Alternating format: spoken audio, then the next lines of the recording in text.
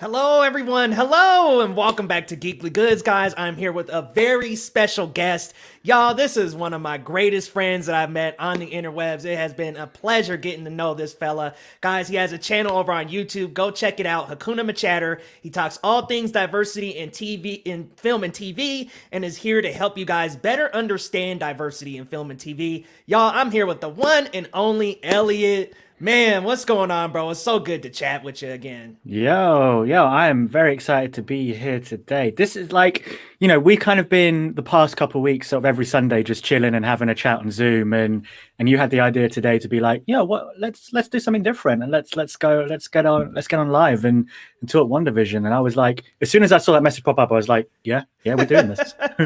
Yeah, man, it was like, heck, we've been doing that. Whoo. My light just fell.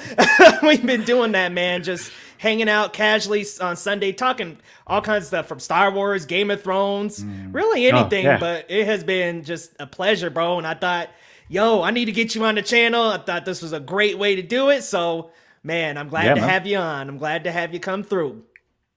Brilliant. Happy to be here. Let's go. Yeah, let's do it. We got some comments here from Eric Thorpe. What's going on, man? Chris Dives, welcome. What's going on, Ring Geekness? Welcome in, guys. I see this comment. I just spilled some red fruit juice on my kitchen counter. Anyone got some Lagos paper towels I could borrow? Sounds like he made a mess just like Wanda. In Lagos. But he didn't mean to. He didn't mean to, and that's the important part. Not purposeful, for sure. And we'll get to this one a little bit later, Eric Thorpe. But he says, who do you think Evan Peters is really playing? Same character he was in the Fox movies, brought from the universe to the MCU? Or is he playing a civilian that she has cast in the role of her brother? That's an interesting question, and we will definitely dive into that, man. But Elliott, I just wanted to get your thoughts, man. What did you think about WandaVision episode 4 and kind of changing the pace from being this sitcom heavy show to now involving the MCU, getting an outside glance, and now we're getting this balance in episode 5? What'd you think? Yeah, well, in the first three episodes, and more with episode three than episode one and two, is that we were getting these little things bled in to show us that, there is something larger going on play here. And of course, we all knew that anyway going in. There's no way it was all just going to be different era sitcoms throughout the whole show, and that would kind of be it. So yeah, I think when we got to episode four, it was nice to see it kind of fully break out and just be like, right, let's try and get a bit of backstory. I mean, still there's so much to unwrap and understand exactly what's going on. But I think what I really enjoyed most about episode four is that with Endgame, we know what happened with all our main heroes. Like we were right there with them, enjoying that. And here now we're beginning to open the questions. Okay, but what was everyone else doing? Because this was such a massive event. And, everyone always talks about the scene in episode four of when Monica comes back from the blip and just the craziness going around in that hospital. And I was messaging some of my pals here, and I was like, "Yo!" And just to think that at the same time, Captain America, Iron Man, and the gang are all squaring up against Thanos, and like here, we've just kind of got these normal civilians, like they have no idea that the fate of the universe is happening just around the corner in another state. Like this is crazy. So, I think that that fleshing out of the world at a time when the stakes were so high on a certain timeline for us is what these shows are going to be all about. And so I'm kind of really glad that WandaVision, is not hiding away from that. Yeah, and it's cool to get these other perspective from people who are like actually on the ground, right? Because as you said, we were brought into in-game seeing people come back through the blip, and it was like, yeah, let's take on Thanos, like we're ready to go. And now we finally kind of have a perspective of what it was actually like for someone like you and me if this were to happen in reality. You know what I mean? Yeah. And what was so interesting is when Monica came back, she felt like she was just in the exact same timeline, like she had maybe taken a nap or had been like 15 minutes, where the nurse snapped her out of it and was like, "Hey, like you actually have been gone for 5 years. Like your mom had cancer, unfortunately. The hospital doubled up. Like that was a catastrophe. It didn't look nearly as clean as it did in Endgame, where it was just like Hawkeye walks over the window and it's like, oh, everybody's coming back. Like, no, everybody's like, what? Yeah. While Doctor Strange and everyone was opening up these glitzy portals, actually, all the hospitals are an absolute pandemonium. So. Right. It looked all cute when Doctor Strange did it. Nah, everybody's having some problems, that's for sure. Yeah. So, moving on to episode 5, which huge episode, as we know what happened at the end, who was at the door. We saw Quicksilver. I just wanted to kind of get your overall thoughts on this episode and what you thought about it. Like, how did you feel just in general, about the episode? Sure. So the Evan Peters thing didn't impact me because it got spoiled to me, unfortunately, before I got there. So I once that knock on the door happened, I kind of knew what was coming.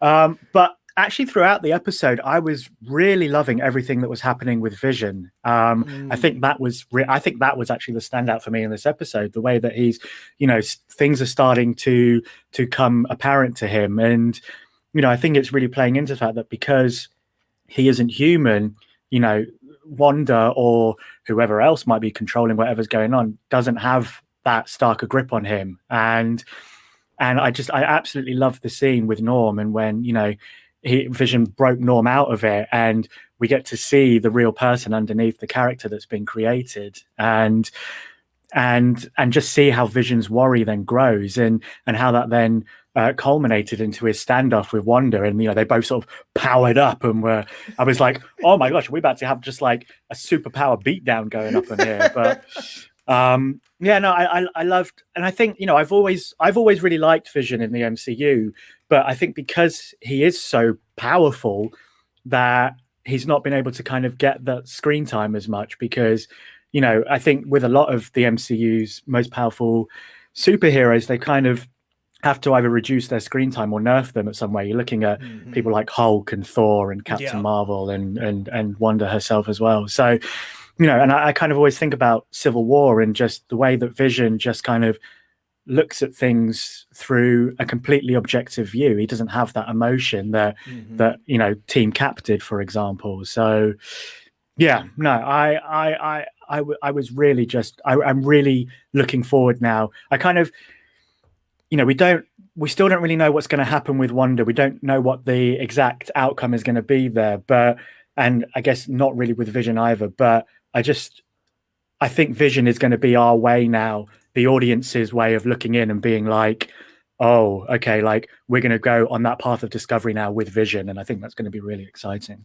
Yeah, I think you bring up such a good point too by comparing it to Civil War, because that's exactly what I thought when I saw them like power up and they were facing each other. I was like, okay, you've got the Team Cap where it's kind of like, this is how I feel and how I feel is what's right, versus this is actual order and this is what should be right. And it was this cool kind of revisit to the two philosophies that were given to us in Civil War, and Vision finally like starts catching on to the fact that this ain't real. And I thought it was so interesting that he really didn't know how he got there. He didn't know his life outside of Westview.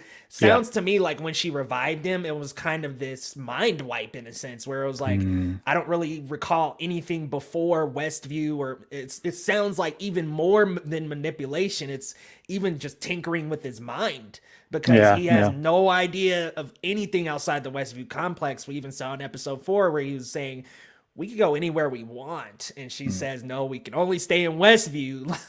We got to stay locked into this one area. So he kind of has no idea about himself. Maybe even the Avengers. He didn't reference Cap or anything. So it seems like his mind may have even been wiped through all of this as well. Yeah.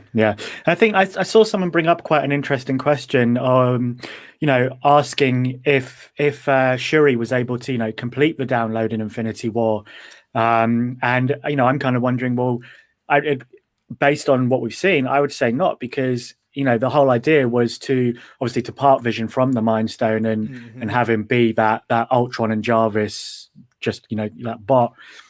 But it kind of seems now that maybe that's not the case, and that bit of memory that he needed was those few bits that still needed to be hardwired in that Shuri was unable to complete. So yeah, like some important stuff. Like, man, you don't remember Stark, Cap. Like, you only remember Westview. It seems to me like it was just a full on reset. Like, after that.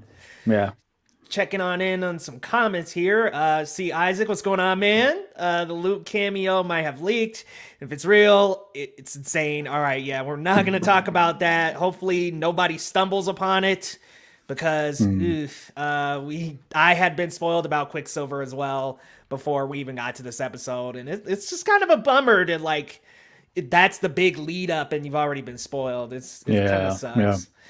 This episode was really the culmination of all the episodes before it, and likely will be more in line with what the rest of the show will be like, I'm guessing. Yeah, you've got that balance, that equal balance of both like the sitcom, living in Westview, and then that outer perspective as well. Yeah. Kind of get that blend of sitcom MCU is starting to really blend well, because in those first 3 episodes, it was just like all sitcom.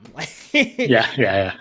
But what I really like about the first 3 is that it sets us up for the rest. It gets us in this mood that Westview is the place to be. I mean, it's like, okay, every single episode is this new decade. It's all refreshing. It's cool. This episode is like Bewitched. This episode, like, it kind of gets you interested in Westview, and it kind of builds it up to be this almost perfect place for Wanda and Vision. So it really gets you in the mood to feel like Westview is the perfect spot for the two of them, when in reality, that's not the case. As we're starting to see. But this is it, and we need that setup, don't we? Like, it's so important. The fact that Wanda's like, but we're happy here. We can be happy here. Like, the way that she says to Monica and Jimmy and everyone, stay away. Like, I'm not doing anything to you. Just let me be. Like, she's in a weak mental state clearly, but I think that without those first couple episodes, those slower paced episodes, it wouldn't have created the visage for us as well, which we need. Yeah, we kind of needed to be like, what's going on here? Questioning things and feeling like this feels a little too perfect. We needed a show. What's going on, Christian? And that's actually a good segue into Wanda.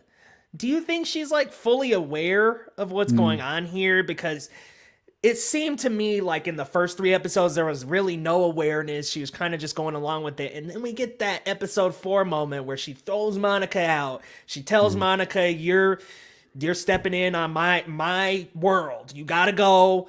And then she seems to be in control after that point. In this episode mm. specifically, she steps out of Westview and confronts Hayward, Monica, Jimmy Woo, Darcy. Do you think she's fully aware here, or do you think there's a little bit of control and manipulation going on with her personally, or maybe somebody who's talking with her through all of this? I think that up until this point, she has been fully aware and full in control. And I would say that she was fully aware in those first few episodes Mm. of what was going on. You know, we have the moments where, you know, she turns to Vision in the first episode and is like, you need to save him, you need to save Hart and whatnot. And how then with the beekeeper, she reset things. When Vision was sort of getting worried in the third episode, she reset the conversation. So I think that she was definitely fully control up until this point. Um, is she still in control, or was she playing dumb with Quicksilver? I'm unsure at the moment. I kind of wonder if, in the same way that Sword and the FBI stumbled across Westview, you know, a lot of people obviously are theorizing Mephisto and everything, and you know, so is there a chance that Mephisto or someone else has discovered it on the other side of the morality coin, and you know, they're there to use what Wanda has done for evil purposes. Yeah, it's tough to know at this point, but I think that is the joy of it, because we can, you know, we've got a whole thing to discover here. So, well, Yeah, it's kind of like, who knows? Like, I yeah. definitely feel you that I think she has been aware of like Westview and all of those things. It just makes me wonder if somebody has been speaking with her, whether that be Mm, Agnes, Mephisto, if somebody's speaking with her and telling her, well, you're the most powerful Avenger. What I love about mm. this episode is Monica even references that and says, hey, this is the guy that could have beat Thanos if Thanos didn't call in the airstrike. Yeah, yeah. So it seems to me like maybe somebody is talking with her on the outside and letting her know, like, hey, you're the strongest Avenger. You can have any world you want, you can Mm, create mm, anything. mm, And that maybe that's pulling her along to feel like, well, I can have my whole little world, just leave me alone, this is mine. Like, why mm. can't I have the reality that I want? And you even see in this episode, she starts to kind of have these moments of doubt where her kids run up to her after the dog is killed, spoiler alert, after they find the dog dead. Her kids are like, Mom, you could just revive him, right? And it's Yeah, this yeah. kind of question of, well, hold on, is that Mm, really necessarily the right thing to do? She did it to Vision. So it yeah. makes me think that little moments like that are going to maybe start snapping her back a little bit, making her think, okay, maybe this isn't quite the best decision to have this Westview paradox going on, because Yeah, yeah. she's got real people in there, as you had talked earlier about Norm. Yeah. She's got real people in there, and that was one scene to me that was actually kind of horrifying, because when he came back to it, he's scrambling. Where's my phone? I need to find my wife. Those people are hostages. Yeah. Like, Yeah, those yeah, yeah. people are being held against their will in Westview. So that's actually kind of like that's actually pretty villainous to be holding these Mm. people hostage like this. Yeah, oh yeah, massively. And you know, I think there was also one thing I noticed as well when the kids were like, "Can't you just revive the dog?" You know, Agnes's reaction was, "You can do that." So it kind of, you know, and obviously, you know, Wanda was also okay with using her powers in front of Agnes in this episode. So, you know, you kind of want. That's why I kind of wonder, like, who else is invested in this? Who else is here that has something to gain? Yeah. Yeah, man. Just reading this comment real quick from Diaz discusses, what's up, man? I really have no idea if her powers are going out of control or if someone else is manipulating her. Mm. And Christian brings up a good point that her twins only age up when Agnes was around. Yeah. Yeah. Yeah, really good point there. Eric's saying, I think she is aware of now for sure, but Vision brought up that maybe she wasn't at first. Maybe she only recently became aware, and now that she has all this, she won't give it up. That's Mm. possible as well. I do want to kind of talk about Agnes because she says some really weird things in this episode, especially probably the first 5 minutes we're in the episode. She swings through the door, comes in. Wanda and Vision are confused at that point. They're like, how does she keep popping up? And she Yeah. looks at Wanda. Everything that's fun going on seems to stop. And then she looks at Wanda. She's like, do you want me to take it from the top real quick? Like, should Yeah. we redo this? And it's like, wait, what are you talking about? And then she says things like, oh, I always have a trick up my sleeve.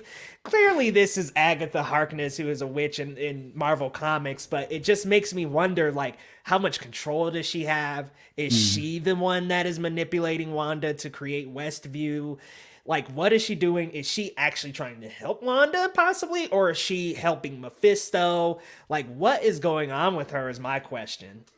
Yeah, well, it's something we're kind of still going to be figuring out, really, aren't we? Because, as I said, we're still trying to get that backstory of what brought Wanda to this point. Outside of she's probably grieving, and she obviously maybe picked up on the knowledge that Vision was being experimented on, Mm-hmm. and she wasn't happy about that, and so this was her way of escaping. And yeah, how involved is Agnes? Because she does turn up at all the right moments. She was there to silence Herb in front of Vision as well. So, Mm-hmm. Agnes knows what's going up. That I think is dead set. Oh, yeah. As to exactly how involved she is she controlling Wanda, or is she helping Wanda in controlling Vision and everyone else? And what is the benefit to Agnes for that? What would Agnes gain from that? Yeah, it's interesting. It makes Mm. me wonder if, like, Mephisto or Nightmare is involved. Agnes is working with them, and is it possible that she's trying to work with Wanda instead? Or Mm. maybe, I don't know if it's either that or she's trying to trick Wanda into doing all this for Mephisto, for Nightmare. And it also makes me wonder if we're possibly overthinking it and Mephisto's not even involved at all. Yeah. And it's just Agatha Harkness is like the overlord of this world, and she's like using Wanda to create all this. It's just, there's so many questions, man. Like, what is going on with Agnes? And just, yes, that was a good point earlier that Christian brought up. They only age up, the twins only age up around Mm. Agatha. So it's Yeah, just, yeah. it's like, what is going on with her? Also, someone else on Twitter pointed out that when the kids do age up, they age up 5 years each Yep, time. exact. Obviously, the most prominent 5 years thing was the 5 year gap in Endgame. So, The blip. is that another link? Is that another sort of little Easter egg thing? Because it's in the memory of Wanda. 5 years ago, I lost Vision. And I lost those 5 years to do stuff to maybe get him back or whatnot. Yeah, man, it's crazy all the links to Endgame, to Infinity War, even to Civil War. This episode we got with Yeah. Lagos and the toilet paper cleaning up the mess you didn't intend to make. Like, ooh wee. Like that the mess that Wanda made is a hard one to clean up. Let's just say Yeah. that. Yeah. Yeah. This was a good comment from Eric Thorpe. Yeah, why did Hayward think launching a missile at her would do anything if she's so powerful? Seems like he must have done it simply to provoke her, which Mm. Hayward is an interesting character. We've Mm. got people who think he's evil, but his perspective is a little bit understandable. In his eyes, this is the woman that caused the incident in Lagos Yeah. and that created this Westview paradox, who has people captured inside of her own little bubble. To Yeah. me, his perspective makes sense because for him, he doesn't know that she was on the front lines in Endgame. He doesn't know that she was really there for the Avengers when they needed her. He doesn't know that part. The only part that Hayward really knows is that she killed all these people in Lagos, Yeah. and that she is currently doing this. So you've got this kind of headbutting going on between Hayward and then Monica, Darcy, and Jimmy Woo. Do you think Hayward is anybody? Do you think he's like a Skrull, or that he could possibly be Mephisto himself? Or do you think he's just like a sword agent, kind of just trying to do his job? I wouldn't say that he is. I don't think that he's anything hidden. I kind of feel that that would just kind of be a bit too either obvious or complicated. And I quite like the idea that he's somewhat on that similar line as General Ross. And it's like, no, this, we have these Sokovia Accords. They must still be in place. I'm assuming they're still in place. I think he even mentioned them as well in this episode, as far as I remember. But yeah, as you say, like he mentions like everything that she's done, and then he's like, well, recently she also did this, and then brings up the video of her jumping in, of infiltrating Sword. So yeah, for me at the moment, he is just a guy that is doing what he thinks is his job, and I think he also is very much that archetype of just that by the book by any means, or well, by the book by any means is contrary, but is juxtaposition. But the book tells me I've got to do this, and I will do that by any means. You know, totally get what you're saying. And I think as Chris or Eric said that firing that missile, I think, yeah, of course it was just to provoke her, because I think it was to provoke her into saying, into showing Monica and Jimmy and Darcy, this is what she's capable of. And this is why we have to stop her and capture her and rather than help her. Oh my God. In that scene, I was just like, stop, Wanda. Like, this is not you. What are you doing? Like, and what's crazy is like, what, 5 minutes ago they were defending her and saying she's not this type of person. She's good. You don't know her, but she's a great person. And then she comes to the portal and just pretty much shows everybody, like, if you mess with my world, I will destroy you. Wow, there was a cool shot too that was kind of hang the shadows over her and Monica where they were facing each other, and she had her little red orb in her hand. And it was just kind of like those opposite sides of the spectrum. You've got S.H.I.E.L.D. and the people trying to like help or hurt Wanda potentially. And then Wanda with this really like harsh feeling and stance towards all of them. It's like, man, come on, Wanda, like just don't be this way. But part of me also wonders, when she broke in to steal Vision, what were they doing? Were they making him a weapon? Like, does she feel like she rescued Vision? Because Vision said he did not want to be brought back as a weapon. So it makes me wonder, like, okay, she broke into that lab. What were they doing in that lab with Vision? Were they trying to conjure up their own vision, possibly? So to me, I wonder if there's like another layer there where it's like, okay, but Sword was actually trying to make Vision some kind of weapon. Wanda didn't want that. That's her love, the only love of her life. So she's taking him, creating this whole world. And then there's some kind of justification there on her end, like, hey, they wanted to do what he didn't want them to do. So I'm so curious there. Diaz says he thinks that Hayward is someone else manipulating things. And the way I look at it is, I agree mostly with you, Elliott, that he's most likely just somebody who's going by the book, trying to do what he feels is right. But it does bring up the question, could he be the one orchestrating all of this and the one that's causing the war between the two sides? We've seen villains like that, like Palpatine, who do step up and control both sides against one another. So it makes me feel like there's a possibility that Hayward could be doing something like that, but I'm not entirely sure yet. They throw us all these curveballs every single episode, so who knows? But who knows? Yeah. Another comment, what's exciting is that the multiverse is officially open and opens so many possibilities for the series moving forward. Yeah, the MCU has so many possibilities now. I see some X-Men comments. Yep, Storm, Rogue, and Cyclops. That would be cool to get them in, especially Storm, who, oh man, in Apocalypse did not get the screen time she deserved. That's for sure.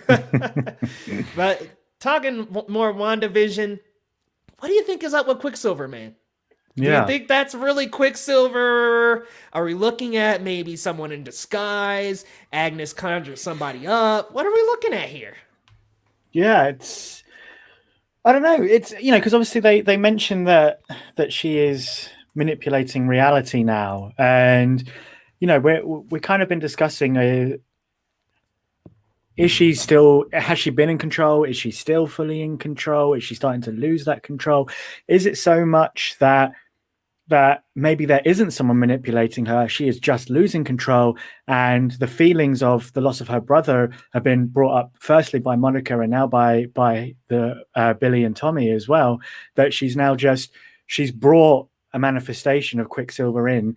But because, if let's say that if in order for her to bring Vision back, she had to first get Vision's body, then surely that would mean in order for her to bring the MCU version of Quicksilver back, she would need that body. But if she's manipulating reality, then she could bring through the body of someone that is already alive.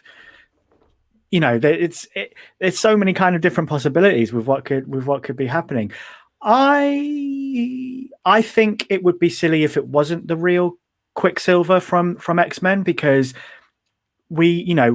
everyone knows that Marvel now has control of Fox and X-Men. And so it kind of feels weird that you would tease it and then not make it actually it, and then we have to wait another 5 years before they arrive. So yeah, I think, if we're getting that small cameo now, what small cameos are we going to get next? How much does it open up next? How much will it then open up in Multiverse of Madness as well? And I think, we're opening up into territory that is going to be just ridiculously exciting. And for me, I think that means that Quicksilver, it is the real Fox Quicksilver. Yeah, man. And you talk about possibilities of who we're getting. Like, obviously, in an interview with TV Line, Elizabeth Olsen did answer a question. Now, they asked her a question: is there going to be an appearance similar to that of Luke Skywalker in The Mandalorian? Yeah. And she said yes. Didn't say who. Paul Bettany's been saying, oh, there's somebody coming in this season that I really want to work with, and there's so many possibilities. We've got Chris in the chat, Mr. Dibes, saying Reed Richards, Magneto. Amanda from Candid Cinema saying she wants a Deadpool cameo. Just open the next doorbell ring and it's Deadpool. Like, hey. All right, there's some serious messed up shit in here. Oh man, welcome in, Amanda. Yeah, we've got so many just different possibilities on what they can be. I mean, who knows who that big cameo could be, but I definitely hope that that's the real Quicksilver. Because I love that Quicksilver. Days of Future Past, I just watched that last night. Seeing that cool slow-mo scene with that Quicksilver.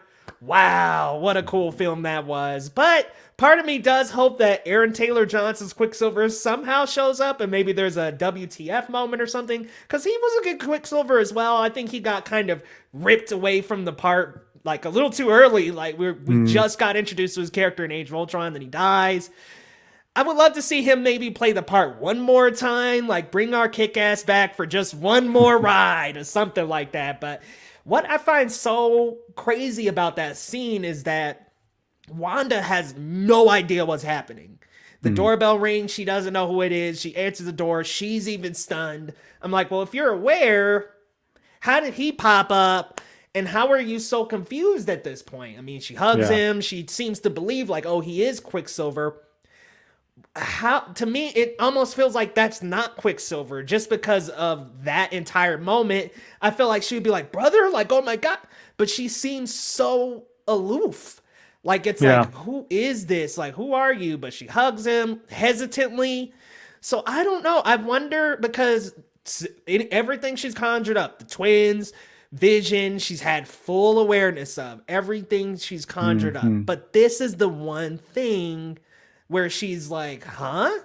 How is this happening? And it makes me think maybe Agnes conjured him up. Some people are thinking he's Mephisto. I don't know if he's Mephisto, but I wonder if it's Agnes who maybe conjured him up, or it's Wanda getting to this point where her mentality is breaking down so much that she just conjured up somebody random out of thin air, and it was a Quicksilver from another universe. She's like, I want Quicksilver. And it's like, well, it's not the Quicksilver you know, but it is a Quicksilver. Oh, we got Chillmonger in the chat. What's going on, man? It isn't confirmed to be that Quicksilver. I don't want to jump to conclusions yet. Yeah, we just don't know. Dive saying, I want Doom in the MCU so bad. Amen, bro. It'll be amazing to get Quicksilver. There's definitely more to that video of Wanda, though. And Wanda's Sure. character Yeah. arc is all about family. Wouldn't it make sense to have the big reveal, the original superhero family, be the Fantastic Four? They did reference astronauts in episode 4, so it's entirely Yeah. possible. Yeah. The aerospace engineer could be Mr. Richards. Yeah, so somebody was saying that it was a lady somehow. I think it was Rin. If you're still in here, let me know. But I think it was Rin Geekness who actually said that it was a lady. So I'm like, all right, well, maybe it's not Reed. What if it's Mm. Sue or someone like who knows? But I'm so curious as to see like are those astronauts the Fantastic Four? Who's Mm. going to be the Luke Skywalker cameo of this series? I want to ask you, who do you think, man? Like, who are your predictions? Because I've got a few, but I'm gonna hold back. I want to Yeah. let you. I Right. want to let you go first. Here's the thing. It's like a Luke Skywalker level. So for me, like, what do we define as a Luke Skywalker level? Do we define it as, well, it's Luke Skywalker, he's like the most well-known character in all of Star Wars, or is it that it's Luke Skywalker? Of course, he turned up in that moment because we needed a Jedi for Grogu to go train with. So, what level is it? If it's like, well, it's Luke Skywalker, the most well-known character. I don't know, maybe at this point I kind of think that someone like Reed or Magneto, makes sense. But if it's someone we need someone that kind of is big but fits this story, then I would lean more to Doctor Strange. So Yeah, and I think it's possible. I think all of them are possible. I know this one's out there. This is one I've been thinking of, but it's going back to what you said. If it's somebody big and somebody we know, what if somehow Tobey Maguire's Spider-Man wanders into the universe? Just is like, where am I? I totally know that's like way out there, but it's like if you guys are talking Luke Skywalker level, that's yeah. somebody we know that has an established IP in the first 3 Spider-Man movies who hasn't been involved in this universe for so long. So Mm. maybe him. I'm thinking if it's Magneto, I almost think it would be Ian McKellen Magneto. And the reason why is because Michael Fassbender doesn't look old enough to be the parent of Wanda. I don't know. It just would be kind of weird of his Magneto to pop up. I mean, I know that Evan Peters' Quicksilver is the one that came through, but Yeah. now that they have access to all the Fox characters, why not? I mean, hey, it'd be cool to Yeah. have McKellen step through the door and just like, hey, what are you doing? Seen somebody predict maybe it could be Professor X. Yeah, Maybe who he knows? says, hey, Who knows? Wanda, I can help you through all of this. Even if it's just a dream sequence, man. Like, if we got Patrick Stewart in the MCU, like, I think I'd scream in pain. There's so many possibilities as to who it could really be. We got, what up, Movie Files? Hey, movie files. Elliott, what's going on, man? Interesting. I just noticed that episode 5 was rated TV 14. Though it was going to be PG all season, has the show ever switched its rating from episode to episode before? That I'm not sure of. I've never seen it personally. Have you, Elliot? Not that I can really remember. I think if I had to pull a show off the top of my head, I'd say Heroes at times may have switched in and out because sometimes Heroes got like incredibly graphic, and then sometimes it was just kind of chill. So yeah, who knows? And I But wonder what Eric Thorpe brings up a good point. What made this episode TV 14? Was it that Wanda got so ferocious in the middle of the episode? Like, yeah, or the what death made of the this one? was the death of the dog. I mean, we didn't actually, but I mean, the dog was wrapped up anyway. It's not like we actually saw, Right. So who I knows? wonder if it was the death of the dog though, because it was just kind of like, oh, an animal dying could be a little jarring for a younger viewing audience. Maybe that's Yeah. it, but I'm wondering if we're gonna switch format and go TV 14 the rest of the time, because Yeah. I don't know if Wanda starts hurting some people, it won't look good for the TV PG crowd. No. Time saying Xavier calming down Wanda's mind when she loses control makes sense. God, make it happen, Marvel. Get our Professor X back. God, that'd be amazing. Prof X would be cool, actually. That would be cool. Bring him in and he's just like Wanda, like talking through her telepathically, like, I know you can hear me. I know you're a mutant. Oh man. And that's what makes me wonder if that Quicksilver is real, is this the real introduction to the mutants in the MCU, or are we just dealing with some kind of conjuring? And I think I hope it's the real Quicksilver, so we can start slowly ushering the X-Men in and get them Yeah. into this universe. Because Yeah. the thoughts of bringing them in is just like how like how are we gonna do that? The only way you can really do it is the multiverse. Why not start with WandaVision, right? Yeah. Yeah. It makes sense. Makes So sense to me. what are your predictions for the whole Mephisto thing? Who do you think is a villain? Who do you think is a hero? Like, I want to ask you, do you think Wanda is potentially going to be a villain down the road? Or do you think we're going to snap out of it by the end of WandaVision and she's going to actually help in Multiverse of Madness? Yeah. I don't have as much experience when it comes to Mephisto as others do. So I think for me right now, if I'm looking at it solely as an MCU fan that I am, I would prefer that Wanda is not necessarily the big bad, but that she is the one that they have to stop or calm down or break this up. So, and then that would bleed into then what we get moving forward into the MCU, and obviously in particular, as I think a lot of people are predicting, with Doctor Strange 2 and Spider-Man 3. And is Multiverse of Madness, I mean, how are they going to play that? Is it a cat and mouse game between Stephen Strange and Wanda Maximoff? Is the clear up of WandaVision in that film? I don't know. I mean, I kind of hope not. I prefer if they kind of are working together to maybe more to stop what has started in WandaVision. But I do hope that whatever's happening, it doesn't stop dead at the end of episode 9, and that we do get to see the ramifications bleed through into what happens next, because that's what's always been great about the MCU, is that even though we have these standalone projects, there's always, usually with the films, it was probably the end credits scene. But, as we got deeper and deeper in, we got to see how things were affecting and leading it up to the same spearhead. So, yeah, hopefully WandaVision ends with us going, oh my gosh, what is going to happen next? Yeah, give us that layer of curiosity. You know what I'm saying? Like in the House of M comics, Wanda actually says no more mutants, and that's what triggers all of that. So I'm wondering if there's going to be some kind of line, like maybe no more multiverse, no more of this universe, no more normality, or something like that, that's going to trigger the entire multiverse to start opening up. And then she starts feeling bad about it, and Doctor Strange is like, we got to clean this up, like me and you together. Yeah. That would be nice, because while I think it would be interesting to have Wanda Maximoff be the big bad of Doctor Strange in the Multiverse of Madness, I do think we've seen that before. We saw it when she was in Age of Ultron. She was on the wrong side and then kind of realized, this isn't right. I think Wanda, the flaw in her character is that she does want things to be her way. She wants things in her order. And then we saw in Ultron, when he wanted his way, she didn't want that. She didn't actually want what she thought she wanted. I'm wondering if it's going to snap back here to where it's like, once she sees those multiverses open, she's like, oh my God, what have I done? I got to make up for what I've done here. Because, I mean, we've already had her be a little villainous. Do we really want her to be the big bad again? It just seems a little out there.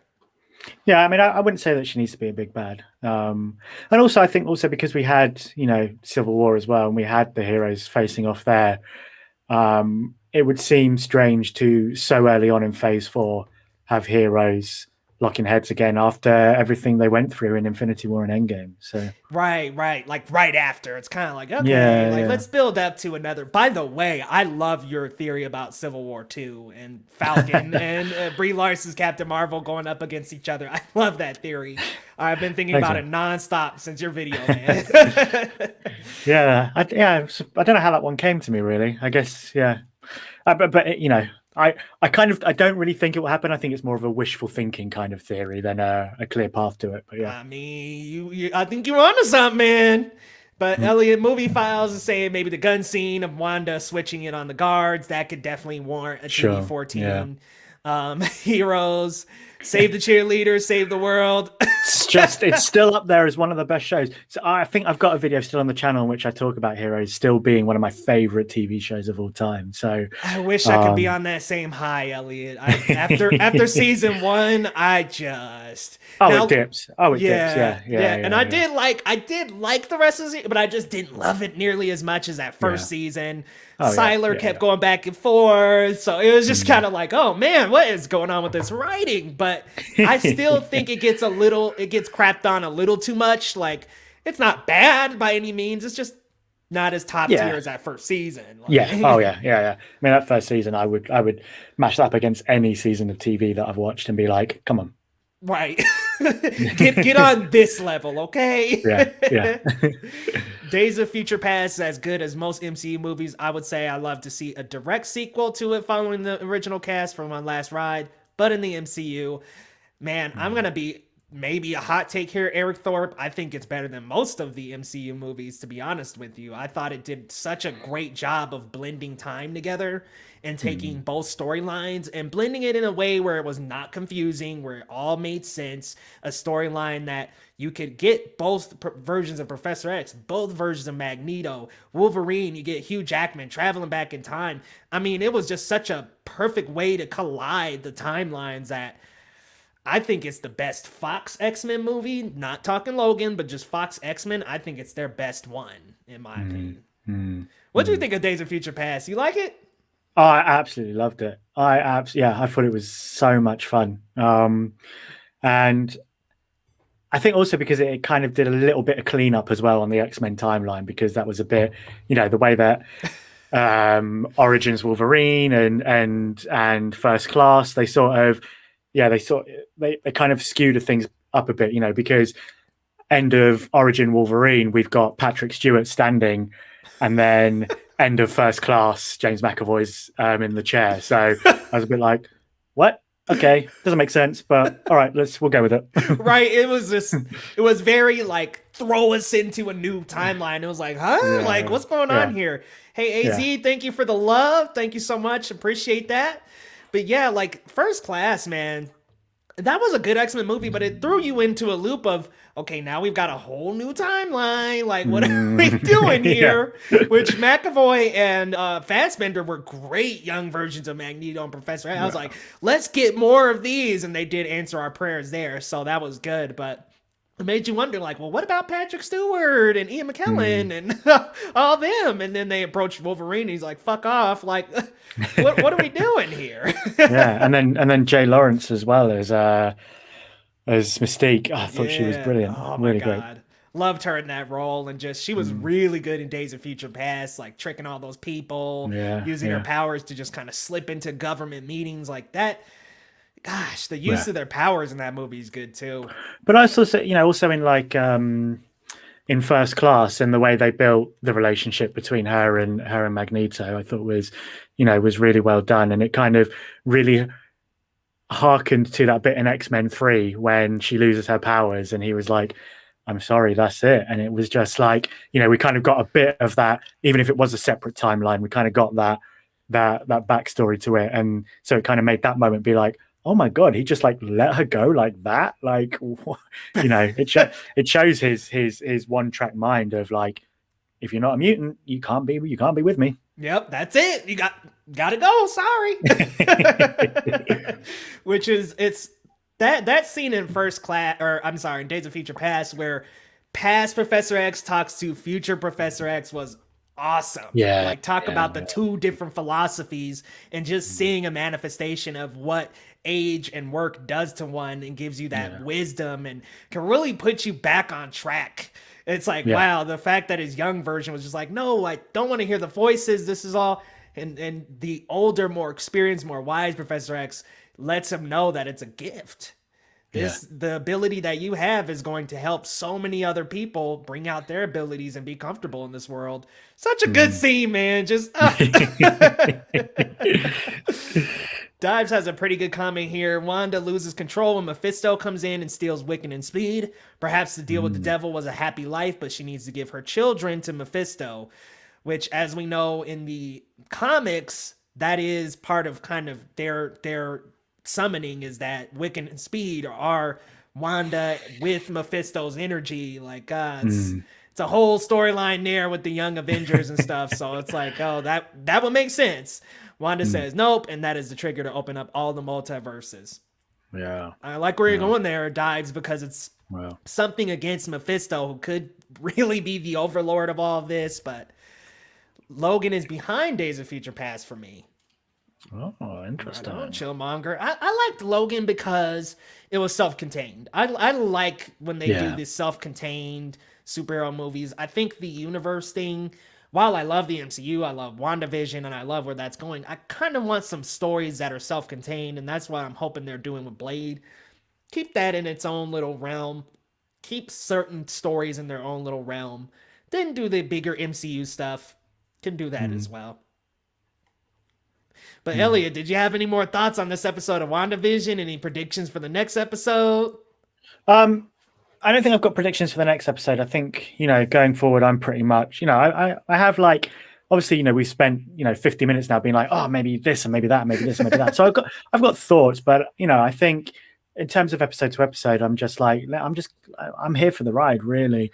One more thing that I say about particularly episode 4 and 5 is that I love how, and we kind of mentioned towards the beginning of the stream about, seeing the people that weren't involved in the big battle for the universe, and we're seeing a bit more of their story. And I'm just really enjoying everything Jimmy, Monica, and Darcy at the moment. I just think it's so much fun.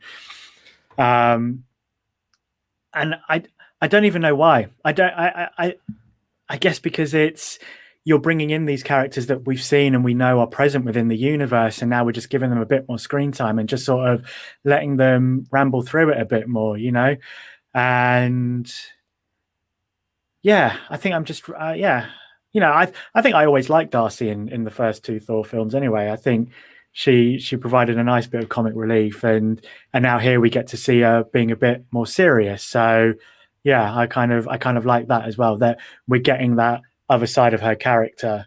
And I just think Monica Rambeau is awesome. I just I think she's, agree, man. yeah, I Oh, can't wait to see what she can really do. If she, Hayward has built her up as this, you were great when for Sword back then, and you've returned to us, and yeah, I'm like, cool, what's she going to do now? Because her brain was ticking in episode 5.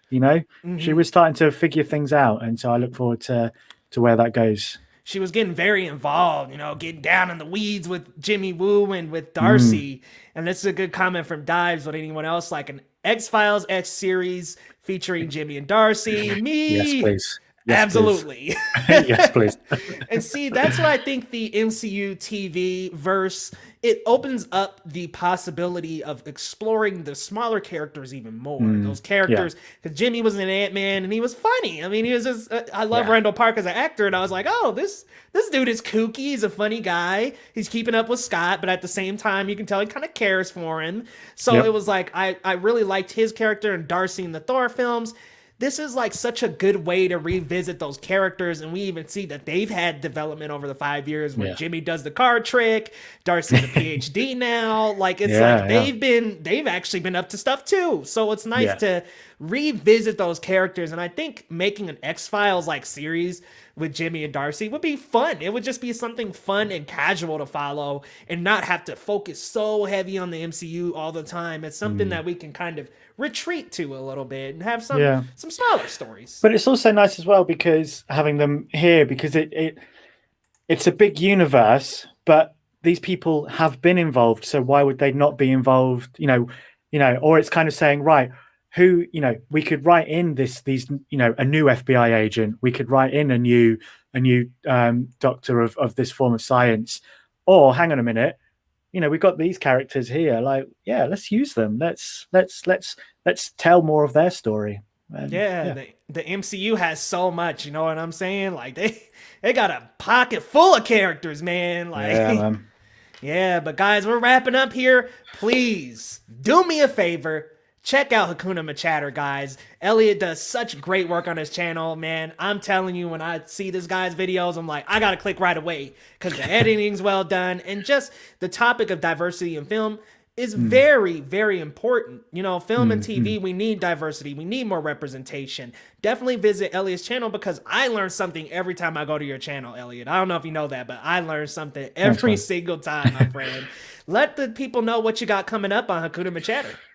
Sure. So I was actually working on my video, which will be coming out on Wednesday around Malcolm and Marie. Obviously, it's been quite a divisive film. I know that Leo and I, we have varying opinions on the film, even ourselves, but it won't be a review. In fact, I'm going to be looking into how the film deals with the conversation around authenticity and, how important is that when creating stories from, let's, in terms of Sam Levinson's position, who is of a privileged position and creating and telling stories about from the perspective of people who are in an underrepresented cohort, and how important is the authenticity. He had Zendaya and he had John David Washington, who inputted their experience into the creating of that film, and how important is it getting their perspective in the creation of that. So we'll be diving very heavily and deep into authenticity in creating films.